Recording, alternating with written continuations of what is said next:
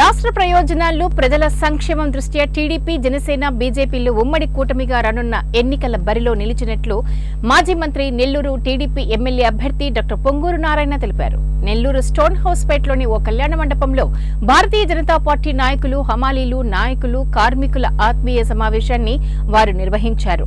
కార్యక్రమానికి డాక్టర్ పొంగూరు నారాయణతో పాటు deputy mayor రూప్ కుమార్ యాదవ్, నారాయణ విద్యాసంస్థల జీఎం విజయభాస్కర్ రెడ్డిలు హాజరయ్యారు. ఆత్మీయ సమావేశానికి విచ్చేసిన నారాయణకు బీజేపీ నాయకులు, హమాలీల నాయకులు, కార్మికులు ఘనంగా సత్కారం చేశారు. పూలమాలలు, శాలువాలతో సన్మానించారు.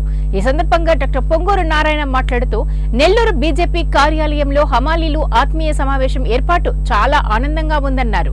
టీడీపీ ప్రభుత్వంలో హమాలీల సంక్షేమం కోసం ఎంతో చేశామని చెప్పారు.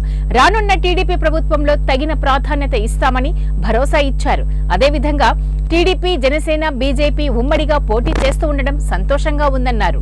2014 నుంచి 19 వరకు ఎన్డీఏ భాగస్వామ్యంతో రాష్ట్రంలో అనేక సంక్షేమ అభివృద్ధి పథకాలను చేపట్టడం జరిగిందని ఈ సందర్భంగా తెలియజేశారు.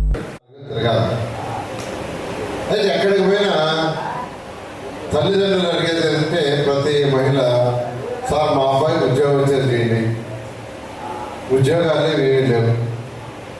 ఉద్యోగాలు ఎక్కడి నుంచి వస్తాయి? ఇండస్ట్రీస్ రావాలా, బిజినెస్ డెవలప్ కావాలా.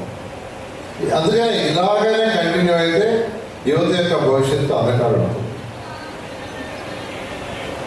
అందువల్ల ఈరోజు మీ అందరినీ ఒకటే రిక్వెస్ట్ చేస్తున్నా. వేమిరెడ్డి ప్రభాకర్ రెడ్డి గారు ఎంపీగా కంటెస్ట్ చేస్తున్నారు, నేను ఎమ్మెల్యేగా కంటెస్ట్ చేస్తున్నా.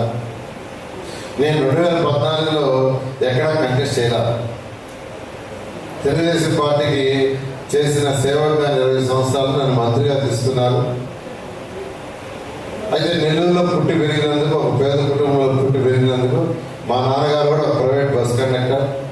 ఆయన చదివింది 8వ తరగతి, మా అమ్మ 7వ తరగతి చదవాలా, కానీ నన్ను చక్కగా చదివించారు. ఈరోజు భారతదేశంలో 28 రాష్ట్రాల్లో నారాయణ ఇన్స్టిట్యూషన్స్ ఉన్నాయి. 50,000 ఎంప్లాయీస్ వర్క్ చేస్తున్నారు ఈరోజు. అంటే 50,000 కుటుంబాలు డైరెక్ట్గా నారాయణ ఇన్స్టిట్యూషన్స్ ఆధారపడ్డాయి. తర్వాత మంత్రి అయ్యా.